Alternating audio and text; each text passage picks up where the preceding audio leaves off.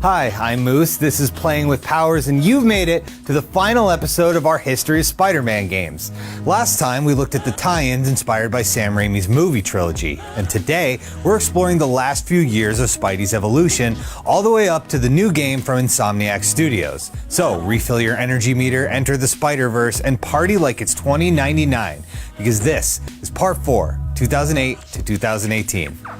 But before we get into any alternate dimensions, we've got to talk about a AAA Spidey game that almost went under the radar, Spider-Man Web of Shadows. Spider-Man games have always been a product of their times. The 80s and 90s were rife with brawlers and 2D platformers, the 2000s embraced the open world, and by 2008, the new hotness was moral choice systems. Say goodnight, Manuel. You cannot silence the truth. My voice must be heard. That might have been a little extreme, Commander. BioShock and Mass Effect had just come out the year before, offering players the opportunity to pick whether they'd be a moral paragon or a little sister slaughtering renegade. Developers everywhere started cramming morality systems into their games, and Spider-Man was no exception.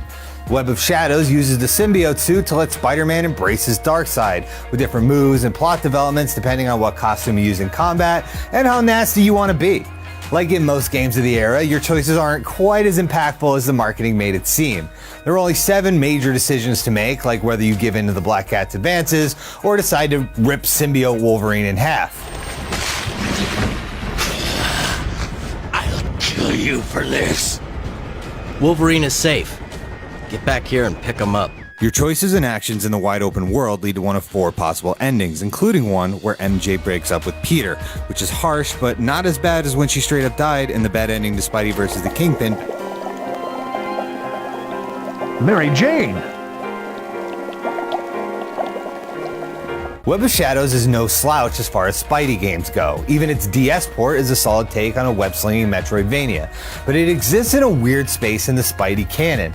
Memories of the Raimi trilogy were still fresh, and salt still lingered from the poor reception to Spider-Man 3. It may have been too soon for an all-new take on the character, but just 2 years later, fans were ready to embrace 4 in Spider-Man Shattered Dimensions.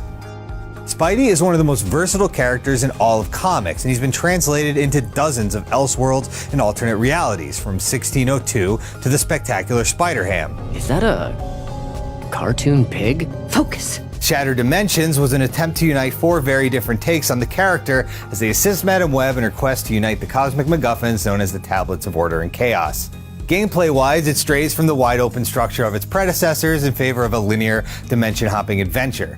Each Spider-Man has their own unique look and combat style. The mainstream Amazing Spidey lives in a colorful comic book world, using his arsenal of web-based weapons to control crowds. Ultimate Spidey is ensconced in the symbiote suit, giving him God of War-esque brawling abilities in a cel-shaded style. Spider-Man 2099 was focused on speeding through a bright neon future, and Noir's stealthy sections have a realistic tone and filmic filters that made it resemble the Batman Arkham series. It's an awesome tribute to Spidey history, especially when you consider that each version is voiced by someone who's played Peter Parker in the past. Amazing is voiced by Neil Patrick Harris from the 2003 MTV show. Noir is played by Christopher Daniel Barnes of the 90s animated series. Miguel O'Hara is Dan Gilvezan from Spider-Man and His Amazing Friends. And Josh Keaton from The Spectacular Spider-Man plays Ultimate Spidey. Gentlemen. I really hate this fella. Come on, he's a blast to kick in the face. Pal, you got shot. The universes aren't exactly like their comic counterparts, but it's an awesome tribute to some interesting iterations of Spider-Man, courtesy of writer Dan Slott, who was inspired by his work on Shattered Dimensions when he created the 2014 Spider-Verse comics event, which paved the way for the amazing-looking animated feature. How many more spider people are there? Save it for Comic-Con. What's coming? Let's go. The game was followed up by Spider-Man Edge of Time, which played similarly but half the number of available Spider-Men, with only Amazing and 2099 making the cut for the time-traveling sequel. It's still a solid game, but a lot of it feels rehashed from Shattered Dimensions. And speaking of rehashes, we finally come to the Amazing Spider-Man. As far as the Mark Webb movies go, I will just be kind and say they were a mixed bag. Andrew Garfield was definitely a more energetic Spidey. He and Emma Stone were a way better couple than Kirsten and Tobey, and hell yeah, mechanical web shooters. But overall, the movies just feel like joyless, cynical cash-ins churned out by Sony in a desperate attempt to force their own cinematic universe. If you like them, hey, more power to you. But me, I'd rather play the games.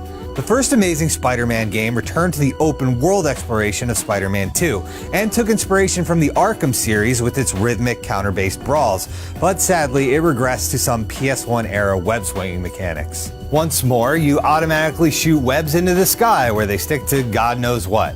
Although the addition of the web rush mode was a cool compromise that let you plot a stylish path across the city, even when you're playing as Stan Lee. In progress, over. Excelsior! The story, such as it is actually a sequel to the movie where Spidey and the Lizard team up to stop Alistair Smythe and his Spider Slayers. Other non-movie appearances include Vermin, the Scorpion, and a mutated Rhino who would be immediately retconned as Paul Giamatti in a mech suit in the next movie. I am Rhino! I told you I would be back! The Amazing Spider-Man 2 also inspired a game, although this one has even less to do with the film. Electro is barely in it. Instead, Spidey has his hands full dealing with Kraven, Kingpin, and Carnage. I do appreciate it ties up the loose end of Uncle Ben's killer. Horrible. But at least it's finally over. The man who took Ben from us won't ever hurt anyone again. Might have been nice to see that in the movie itself, but hey. And the web swinging makes a little more sense compared to the first game, with each shoulder trigger controlling a separate web shooter. This was also Spidey's first major appearance on the PS4 and Xbox One, unless you count the LEGO games. But Amazing 2 was developed with the older systems in mind, so they were limited and couldn't quite go ham with the graphics. We just finished level 3 and need to tighten up the graphics a little bit. Great. And my mom said I would never get anywhere with these games. This was the last Spider-Man game before Activision lost the license in 2014, which, by the way, is the reason so many of the games we covered in this series are no longer available for purchase. For a little while, there was simply more money in mobile games. Big movie studios eventually realized that it didn't make much sense to spend millions of dollars making a AAA game when they could just slap their IP over a bejeweled clone and rake in way more dough. There have been Spidey games on cell phones going back to 2003, and more recently he's appeared in Contest of Champions, Avengers Academy, and about 1 million other Marvel mobile games with microtransactions out the wazoo. There are some deserving of a shout out like Total Mayhem, a legit third-person action game, and Spider-Man Unlimited. Not to be confused with the extremely bizarre follow-up to the 90s animated series, Unlimited is a Temple Run style endless runner with boss fights, tons of bonus costumes, and an energy system that makes you pay if you want to play it without waiting. For a while, this looked like the future of superhero gaming, but in 2016, Sony announced an all-new AAA title simply called Spider-Man. There's never been that one masterpiece that defines Spider-Man for the medium of video games the same way Arkham's polish and prestige did for Batman. But the upcoming PS4 exclusive might just fit the bill. Insomniac Studios has made a lot of promises for their upcoming Spider-Man. A return to the physics-based web-swinging and wide-open world of Spider-Man 2, a commitment to classic costumes and comic book lore a la Neversoft Spidey, and all new opportunities to flesh out characters like Mary Jane and Miles Morales, who never really got their due in video games.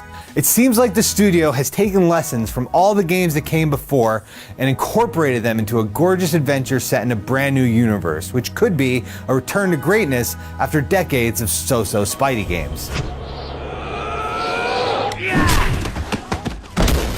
Our friendly neighborhood hero has appeared in over 30 games since he first swung from a pixelated web in 1982. Many have been spectacular, some were amazing, and a few were straight up awful. But at this point, Spider-Man is as much of a video game character as Link or Solid Snake. It's a testament to his enduring popularity and how his powers and personality translate perfectly to the medium.